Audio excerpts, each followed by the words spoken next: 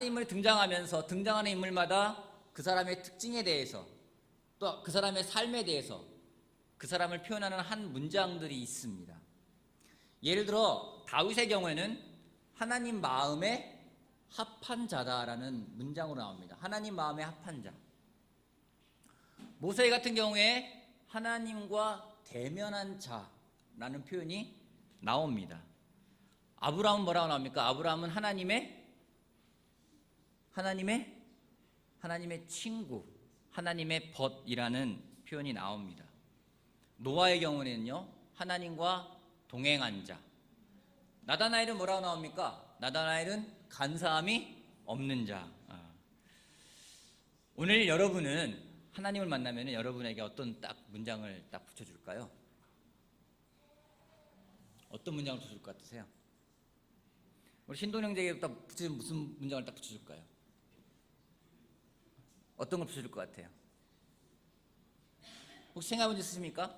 여러분들에게 딱 이름표를 주는 거예요. 딱 주는데 하나님의 마음에 합한 자 딱 붙여주는 거예요.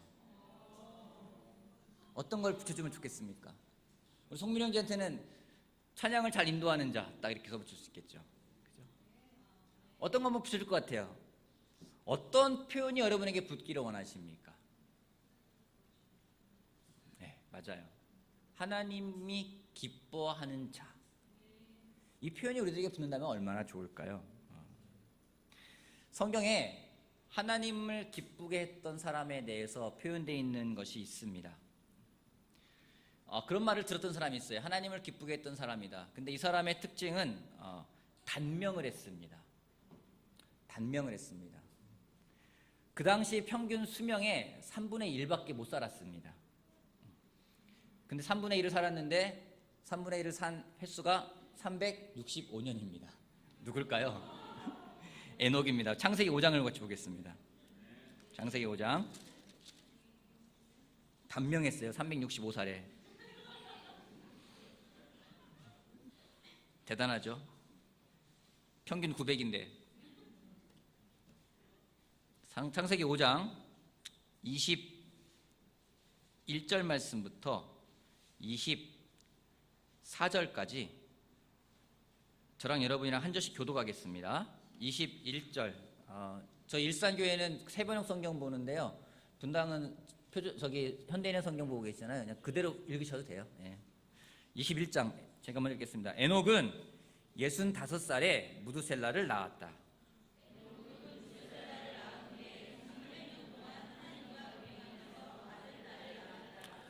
에녹은 모두 365년을 살았다.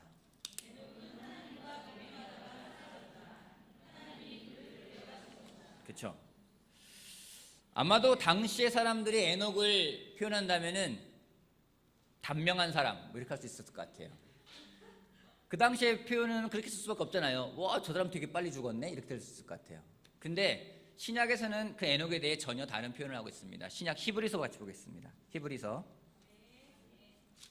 11장.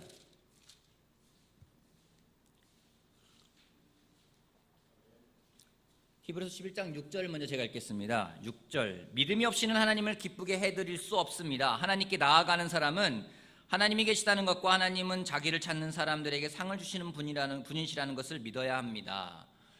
믿음이 없이 하나님을 기쁘게 할 수 없다라면서 누군가가 하나님을 기쁘게 했던 사람이 있기 때문에 그런 사람에 대해서 설명을 하고 있습니다. 그 사람이 누군지 바로 그 전에 나온 에녹입니다. 5절 말씀. 믿음으로 에녹은 죽지 않고 하늘로 옮겨갔습니다. 하나님께서 그를 옮기셨으므로 우리는 그를 찾을 수 없었습니다. 옮겨가기 전에 그는 하나님을 기쁘게 해드렸다는 증언을 받은 것입니다. 에녹에 대해서 히브리서 기자는 그는 하나님을 기쁘게 했던 자다라고 이야기를 하고 있습니다. 하나님을 기쁘게 했기 때문에 하나님이 너무 같이 있고 싶었던 것 같아요. 그래서 하나님이 데려가셨어요. 제 주변에 좀 빨리 하나님을 만나는 사람들이 있습니다. 공통점이 뭐냐면 하나님을 기쁘게 해드리는 삶을 사는 사람들은요, 하나님이 빨리 데려가시더라고요. 하나님이 너무나 기쁜 나머지 600년을 못 기다리신 것 같아요. 빨리 와라. 그렇게 에녹을 데려가셨습니다. 여러분, 에녹은 어떻게 살았길래 하나님을 기쁘게 하는 삶을 살았을까요? 그의 삶은 어떻게 했길래 하나님을 기쁘게 하는 삶을 살 수 있었을까요? 오늘 에녹의 삶을 통해서 하나님을 기쁘게 하는 두 가지 포인트를 같이 배우고자 합니다. 다시 한번 창세기 다시 5장으로 넘어가 볼게요. 첫 번째, 하나님을 기쁘게 하는 삶. 일상적인 삶에서 하나님과 동행을 하는 것이 하나님을 기쁘게 한다라는 표현을 갖고 한번 이야기해 보겠습니다. 일상적인 삶에서 하나님과 동행하는 것이 하나님을 기쁘시게 한다. 여러분, 에녹은 하나님과 일상생활에서 함께하며 하나님과 동행하며 하나님을 기쁘게 했습니다. 그의 삶은 하나님과 시간을 보내는 것이 그의 삶에 항상 있었던 일들입니다. 우리가 하나님과 시간을 보낸다라고 하면은요, 굉장히 특별하게 생각해야 되는 경우라고 생각할 때가 있습니다. 근데 에녹을 보게 되면은 그의 삶은 일상에서 하나님과 같이 시간을 보내는 거였었어요. 5장을 볼게요. 5장 22절. 에녹은 무드셀라를 낳은 뒤에 300년 동안 하나님과 동행하면서 아들, 딸을 낳았다. 그의 삶은 그렇게 특별하게 표현되지 않습니다. 그냥 하나님과 동행하며 자녀들을 낳고 살았다. 우리 삶과 다를 바가 없지 않습니까? 그잖아요. 하나님과 동행하며 아들, 딸을 낳고 살았다. 그게 표현되는 전부 다예요. 근데 그게 하나님이 보시기에 기뻐했다라는 거예요. 왜요?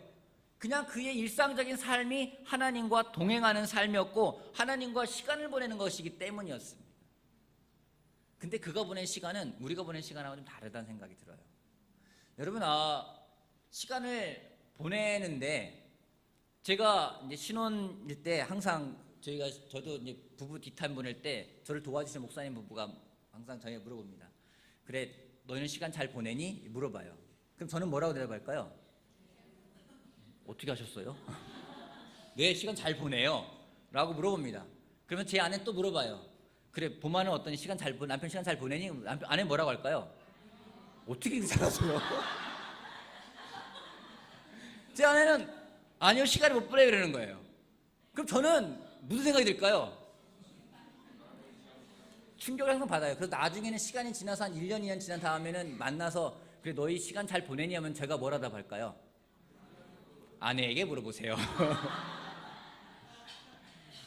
저는 시간을 많이 보내는 생각을 합니다. 왜요? 마트 장 보러 갈 때 같이 가죠. 같이 같이 미팅할 때 차 타고 같이 가면서 이야기 많이 하죠. 틈틈이 만날 때 이야기 많이 하죠. 누워 잠자기 전에 이야기도 많이 하죠. 이야기 많이 하잖아요. 시간 많이 보내잖아요. 제 아내는 시간 보내는 게 아니래요. 그럼 뭐가 시간 보내는 거예요? 앉아서 커피도 마시며 큐티도 나누고 기도도 같이 하고, 그래서 어떻게 생각 스케줄도 같이 잡고 서로의 마음이 이렇게 이야기 되어지고, 그러면 그 시간이 30분만 돼도요 시간 보냈다고 얘기를 해요.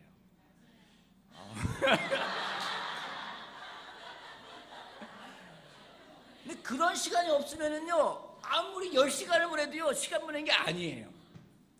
때로는 저희 직업상 같은 일을 하기 때문에 24시간은 붙어 있는 경우가 있어요. 그래도 항상 얘기해요. 자기 나랑 언제 시간 보낼 거야?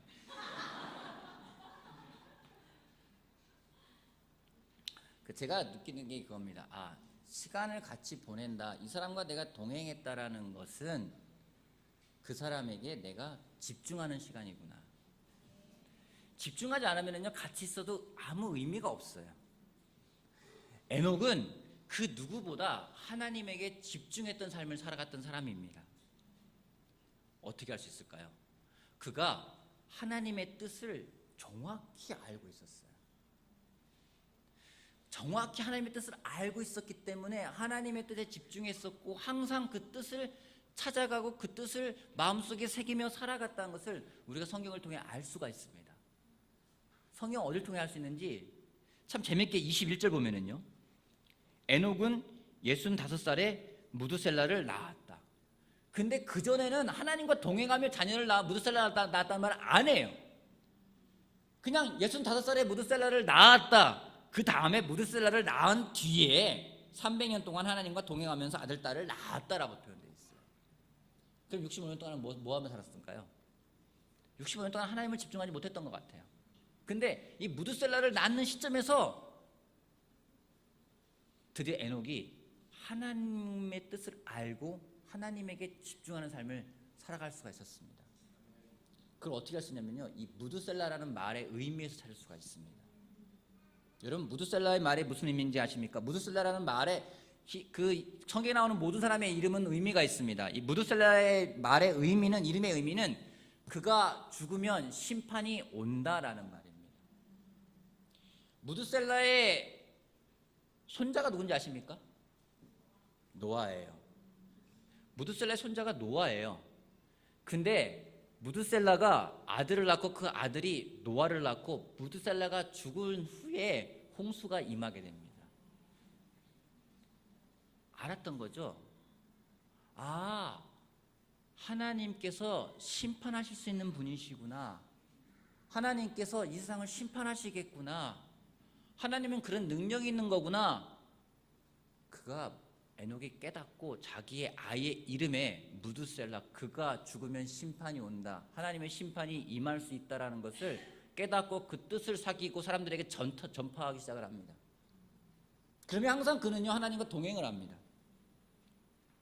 아들을 낳기 전에는, 무드셀라를 낳기 전에는 동행하는 인생은 아니었다는 생각이 들어요. 근데 그가 하나님의 심판이 있음을 알았을 때, 언젠가 우리가 그 앞에 서야 됨을 알았을 때, 그때 그의 삶은 완전히 바뀌게 됩니다. 여러분, 제가 때로는 막 제 인생을 확 놔버리고 싶을 때가 있어요. 유혹이 있을 때가 있어요. 그건 뭐냐면 막 멋대로 하고 싶은 거예요. 근데 제가 멋대로 못할 때가 많이 있어요. 그죠? 그럴 것 같아요? 안 그럴 것 같아요? 그럴 수밖에 없겠죠. 왜요? 최소한 제가 일주일에 2번 설교를 해야 돼요. 수요일날 설교를 해야 되고요, 주일날 설교를 해야 돼요. 근데 제가 설교하는데 막 멋대로 살면서, 여러분 인생은 멋대로 살아야 됩니다, 이렇게 설교하면 되겠죠. 근데 그렇게 하지 않지 않습니까? 그게 아닌 거예요. 왜요? 인식을 하기 때문에요. 뭔가 하나님께서 나한테 주신 메시지가 있기 때문에, 그걸 인식하기 때문에 그렇게 살아갈 수가 없는 거예요. 그럼 뭐냐면 계속 제가 하나님에 집중할 수밖에 없어요. 하나님은 뭐한테 뭘 원하시는 걸까? 하나님은 내가 어떻게 살아야 원할 걸까? 여러분, 성경에는요, 하나님과 동행한 사람이 또 하나 나오는데 6장에 나옵니다. 창세기 6장 9절 말씀이요. 노아의 역사는 이러하다. 노아는 그 당대에 의롭고 흠이 없는 사람이었다. 노아는 하나님과 동행하는 사람이었다. 노아 또한 하나님과 동행하는 사람이 나와 있는데요, 하나님과 동행했던 사람들의 특징이 뭐냐면요, 하나님의 심판이 있음을 알았던 사람이에요. 우리가 하나님의 심판하실 분이라는 걸 모르면은요, 우리는 하나님과 동행하지 않습니다. 우리가 물론 하나님과 동행할 수 있는 이유는요, 하나님의 사랑을 느끼기 때문에, 그분의 은혜를 느끼기 때문에 우리가 하나님과 함께 할 수 있습니다. 하지만 그것만으로는 부족하다는 거예요. 언젠가는 우리가 그분 앞에 서서 우리가 살아왔던 삶에 대해서 다시 한번 평가를 받아야 되는 시간이 있는데, 그 시간을 생각하지 않는다면요, 우리는 멋대로 살아갈 거고, 우리는 하나님에게 집중할 수 없는 삶을 살아갈 수밖에 없습니다. 오늘 여러분은 어떤 거에 의식되어지고 어떤 것을 잡고 살아가고 있습니까? 에녹은 철저하게 하나님의 뜻을 잡았던 사람입니다. 하나님을 의식하며 살아갔던 사람입니다. 그런 의식하며 하나님의 뜻을 붙잡고 살아가는 걸 히브리서 기자는 믿음이라고 표현을 하고 있습니다. 개인적으로는 여기 저보다 나이 많으신 분이 계시지만, 개인적으로는 나이를 먹어가면서 제가 느끼는 게 뭐냐면요, 나이 먹은 사람들하고 성경을 공부해서 세례 주는 게 참 어렵다는 생각을 정말 많이 하게 돼요. 왜요? 너무 자기가 붙잡고 있는 게 많아요. 들은 게 많아요. 아는 게 많아요. 그거를 못 버리는 거예요. 그러기에 하나님의 말씀이 들어갈 수가 없어요. 내 뜻을 붙잡고 내 것만 생각하면은요, 하나님은 멀리 있어요. 어떻게 하나님과 멀리 있는데 내가 하나님을 동행한다고 얘기할 수 있겠습니까?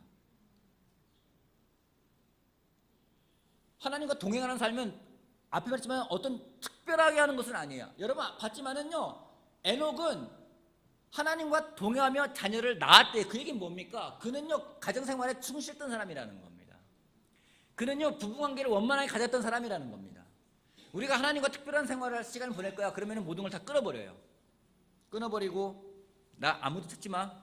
저도 그러고 싶을 때가 있고 그럴 때가 있어요. 나 찾지 마. 나 지금 하나님께 집중해야 돼. 그러면서 어디론가 가버릴 때가 있습니다. 근데 그 삶이 하나님에게 집중한 삶이 아니라는 거죠. 내 앞에 있는 문제가 있더라도 그 문제를 직면할 수 있는 것. 내 앞에 무엇인가가 놓여있다면 그거를 바라볼 수 있는 것. 그 가운데 하나님의 뜻을 찾기 위해서 애쓰는 것. 그런 노력이 없다면 우리는 하나님의 뜻을 찾아갈 수가 없고 내 삶은 믿음의 생활을 할 수 있다고 말할 수가 없습니다. 오늘 여러분의 삶은 무엇에 집중하고 있습니까? 오늘 여러분의 삶은 무엇을 붙잡고 있습니까? 오늘 여러분이 동행하는 것은 무엇입니까? 얼마 전에 한 남자를 만났는데 이분이 저한테 제 핸드폰을 보면서 이야기하더라고요. 이 폰을 왜 쓰세요? 라고 물어봐요. 제가 말했지만 제가 지금 현재 스마트폰을 쓰고 있지 않습니다. 많은 사람들이 오늘도 제가 한 T9을 만났는데 잠자는 시간이 뭔지 1시나 2시면 잔대요. 그래서 그동안 뭐하니? 그러니까 폰을 보고 있대요. 많은 사람들이 그 폰하고 동행을 해요. 24시간 붙어 있어요. 항상 보면서 집중하며 거기에 매여 살아가는 사람들도 있어요. 그걸 뭐라고 합니까? 중독이라고 불러요. 어떤 사람은 술을 동행하며 살아갑니다. 그 사람 중에 또 다른 주님이 있어요.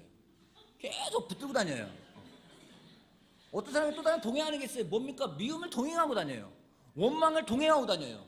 자격지심에 동행하고 다녀요. 셀프코스 동행하고 다녀요. 어떤 사람은 막 우울함을 동행하고 다녀요. 하나님을 동행하지 않으면요 무엇인가 반드시 우리가 동행하게 되어 있습니다. 오늘 여러분이 동행하는 것은 과연 무엇입니까? 주님과 동행하고 있습니까? 주님과 동행하는 삶은요 정상적인 삶을 살아가는 겁니다. 저는 격려가 됐어요. 에녹이 하나님과 동행하면서 따로 떨어져 살았다가 아니라 동행하며 자녀를 낳고 살았대요. 얼마나 감사해요. 오늘 여러분이 동행하는 것은 무엇입니까? 동행하는 삶은요 섬기는 삶입니다. 그가 자녀를 돌보고 자녀를 섬기며 하나님을 같이 섬기며 살아가는 삶이 동행했다고 표현합니다. 동행하는 것은 누군가를 섬길 수 있는 겁니다. 여러분 일산 제자 그리스도 교회 올해 2분기 주제가 뭔지 아십니까? 내가 너희를 사랑한 것 같이 서로 섬기라입니다. 언제 섬길 수 있는지 아십니까? 언제 섬길 수 있을까요? 예를 들어서 우리 지상민 형제, 저랑 친한 친구지만 지상민 형제를 제가 섬기고 싶어요. 언제 섬길 수 있을까요? 가까이 있을 때? 또요? 제가 보니까 지상민 형제가 되게 놀라워요. 존경스러워요. 섬기겠죠? 보니까 형 아닌 것 같아. 우리가 뭔가 하찮은 일 같잖아요. 안 섬겨요. 섬기는 사람이 누굽니까? 회사에서 여러분 누가 더 여러분 섬깁니까? 회사에서요. 야 내가 회사만 가면 말 한마디면 다 끝나. 이 사람 섬깁니까? 아니죠. 갑질하죠. 대신에 정말로 내가 누군지를 알고 내가 낮추고 상대방을 정말 높일 수 있는 사람은요 그 사람이 섬길 수 있는 사람이에요. 하나님은 우리가 어떻게 동행하면 어떻게 섬길까요? 같이 걸어가지만 동행하지만은요 섬기지 않을 수도 있어요.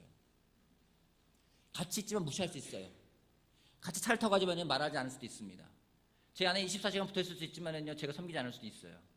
그건 동행하는 건 아니라는 거죠. 같이 있지만 섬기지 않으면은요 아무 의미가 없다라는 겁니다. 에녹은 동행하며 제 가정을 섬겼습니다. 에녹은 동행하며 정상적인 삶을 살았습니다. 그의 일상적인 삶 가운데 동행하는 하나님과 동행하는 삶을 살아갔을 때 그때 하나님이 그 에녹을 기쁘게 여기셨다고 얘기하고 있어요. 오늘 여러분 하나님과 동행하는 가운데 하나님으로부터 정말 기쁘게 여기심을 받는 사람들이 되길 바라겠습니다. 아멘. 두 번째요. 하나님의 기쁘시게 여기는 것은 능력이 아니라 태도입니다. 하나님을 기쁘시게 하는 것은 능력이 아니라 태도입니다. 창세기 4장 말씀을 좀 볼게요. 창세기 4장에 참 재미있는 구절이 나옵니다. 가인이 아벨을 죽입니다. 그리고 가인이 나가서 아내와 더불어 하나의 민족을 꾸립니다. 대신 아담은 아벨을 대신해서 새로운 아들을 하나님이 주십니다. 그 아들의 이름은 셋이라는 아들을 얻게 됩니다. 성경에는 그 셋의 자손이 쭉 나오고 가인의 자손이 쭉 나옵니다. 근데 굉장히 성경을 보면 되게 서로를 비교해 놓고 있어요.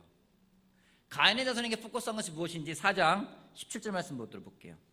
가인이 자기 아내와 동침하니 아내가 임신하여 에녹을 낳았다. 이 에녹은 그 에녹이 아닙니다. 여러분 헷갈리지 마세요. 이 에녹은 또 다른 에녹이에요. 아까 말했던 에녹은 또 다른 아시겠죠? 예. 그때 가인은 도시를 세우고 그 도시를 자기 아들의 이름을 따서 에녹이라고 하였다. 에녹성인 거죠. 에녹은 이랏을 낳고 이랏은 무후야헬을 낳고 무후야헬은 무드사헬을 낳고 무드사헬은 라멕을 낳았다. 라멕은 두 아내와 함께 살았다. 한 아내의 이름은 아다이고 또 한 아내의 이름은 실라이다. 아다는 야발을 낳았는데 그는 장막을 치고 살면서 집짐승을 치는 사람의 조상이 되었다. 그의 아우의 이름은 유발인데 유발은 수금을 타고 퉁소를 부는 모든 사람의 조상이 되었다. 또한 실라는 두발 가인이라는 아이를 낳았다. 그는 굴이나 쇠를 가지고 온갖 기구를 만든 사람이다. 두발 가인에게는 나아마라는 누이가 있었다. 이게 이제 가인의 아들들에 대한 내용이에요. 족보죠. 뭐가 느껴집니까? 그랬구나라고 느껴지시죠? 볼게요. 근데 다음에 볼게요. 3절, 5장 3절. 아담은 130살에 자기 형상 곧 자기 모습을 닮은 아이를 낳고 이름을 셋이라고 했다. 아담은 셋을 낳은 뒤에 800년을 살면서 아들을 낳았다. 아담은 모두 930년을 살고 죽었다. 셋은 105살에 에노스를 낳았다. 셋은 에노스를 낳은 뒤에 얼마를 살고 죽었다. 그 다음에 에노스는 몇 살에 누굴 낳았다. 얼마를 낳고 살다 죽었다. 게나는 12절. 게나는 70살에 마할랄을 낳았다. 게나는 마할랄을 낳은 뒤에 830년을 살면서 아들을 낳았다. 그러면 죽었다. 여러분 되게 재미잖아요. 가인의 아들들에게는요, 그들이 어떤 능력이 있는지가 다 표현되어 있어요. 가인의 아들은 얼마나 놀라운지, 가인이 얼마나 능력이 있는지 자기 아들을 낳고 에녹이라는 이름을 지은 다음에 에녹성이라고 성을 만들어줬어요. 학자들에 의하면 그 당시에 그 성에 약 4만 명이 살았다고 합니다. 당시 4만 명이면요 어마어마한 인구가 사는 거예요.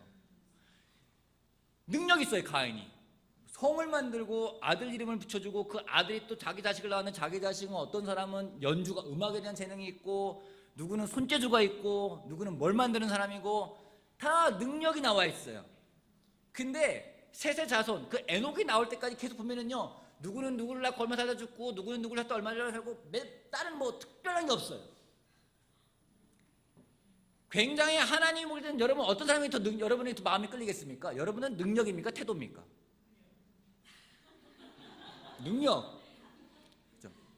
회사를 운영합니다. 여러분은 좋은 태도를 가진 사람을 뽑겠습니까? 좋은 능력 있는 사람을 뽑겠습니까? 헷갈리고 막 말이 섞이잖아요. 여러분 믿음의 사람들의 특징이 있는데요. 믿음의 사람들은 그 사람의 지위를 본 것이 아니라 그 사람의 수준을 중요하게 여겼다라는 겁니다. 그 사람이 능력이 어떤 거냐가 중요한 게 아니라 그 사람이 어떤 태도를 가지고 있냐가 중요하다는 거죠. 왜냐면은요 하나님이 보시는 건 우리의 능력이 아니라 우리의 태도이기 때문입니다. 빌립보서 2장 말씀 보겠습니다. 빌립보서 2장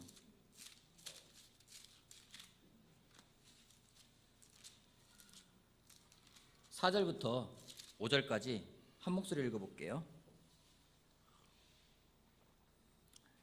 2장 4절에서 5절. 또한 여러분은 자 시작.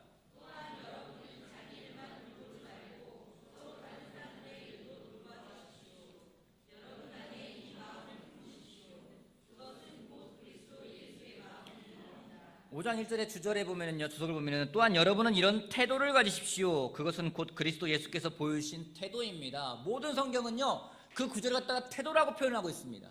여러분들 예수님의 능력을 본받으십시오. 그런 얘기를 하지 않고 있어요. 여러분들은 예수님의 태도를 본받으라고 이야기하고 있습니다. 예수님 보여준 것도요, 능력을 보여주시면 예수님이 그 안에서 보여준 것은 하나님을 정말 섬기는 태도를 보여주셨다는 거죠. 오늘 여러분은 어떤 것에 더 집중하고 있습니까? 세상은 능력을 원하는 것 같죠? 근데 정말 세상에서 깨어있는 사람들은요, 그 사람의 능력을 안 본다고 합니다. 그 사람의 태도를 본다고 합니다. 회사를 운영하시는 분들 이야기를 들어보면요, 능력 있는 사람, 태도가 영 아니에요. 그 사람은 자른다고 합니다. 근데 그 사람이 능력은 별로 없는 것 같아요. 태도는 좋다고 생각합니다. 한 번 더 기회 준다고 합니다. 예수님 또한 하나님 또한 우리한테 집중하는 것은 무엇인지 우리의 태도라는 겁니다. 내가 어떻게 보여질까? 내가 어떻게 사람들에게 인식되어질까? 내가 보여지는 게 아니라 내 마음에서 어떤 태도를 가져가냐는 거죠. 여러분들이 집중하는 건 무엇입니까? 요즘에 제가 굉장히 흥미롭게 보고 있는 한 운동이 있습니다. 운동이라 스포츠는 아니고요. 탈코르셋 운동이라는 걸 들어보신 적 있으십니까?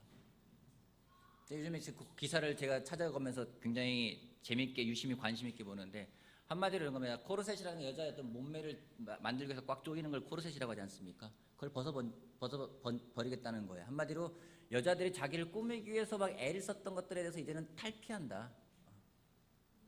화장하는 것들에 대해서 이제는 탈피한다. 본연 자신의 모습을 보여주겠다라는 겁니다. 여러분, 제 티나이들 화장 엄청 하잖아요. 여러분은 더 할 거예요. 더 하면 덜은 안 해요. 아침에 일찍 일어나는 이유는요, 화장하기 위해서예요. 학교 가기 전에. 지각하는 이유도 화장하기 때문에 지각한다고 이야기를 합니다. 뭐 한 30분, 40분은 예산 일이 아니에요. 앉아가지고 뭐 하고 뭐. 왜 하는지 아십니까? 화장 안 하고 학교 가잖아요. 애들이 뭐라는지 아세요? 너 무슨 일 있니?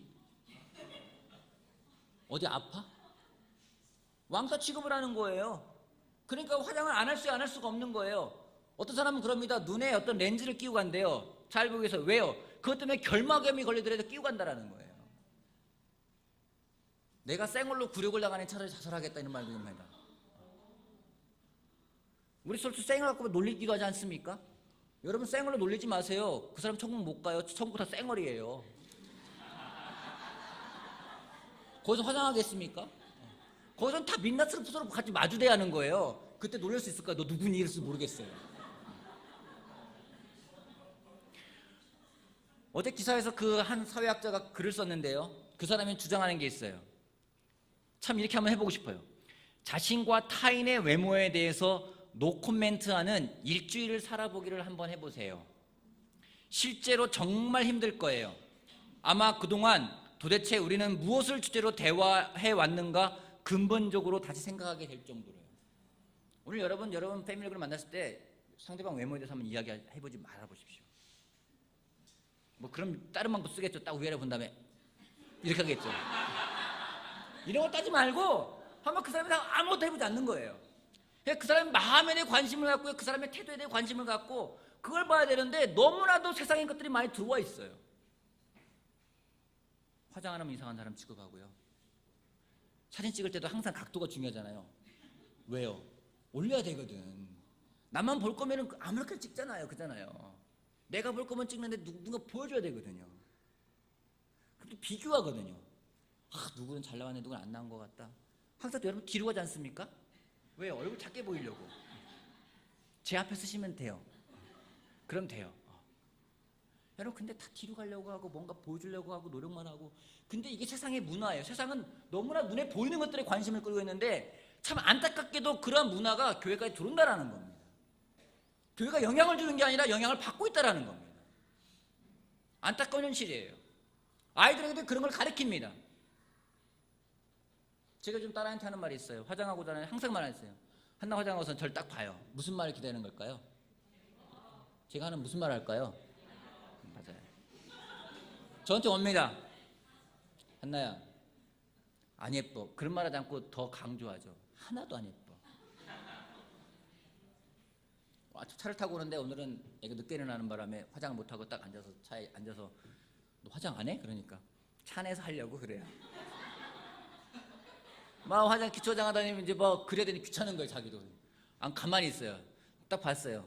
한나야 정말 예뻐. 근데 이 말도 하지 말자라는 거예요. 걔가 어떻게 보이건 말하지 말자. 차라리 오늘 지금 마음 어떠니?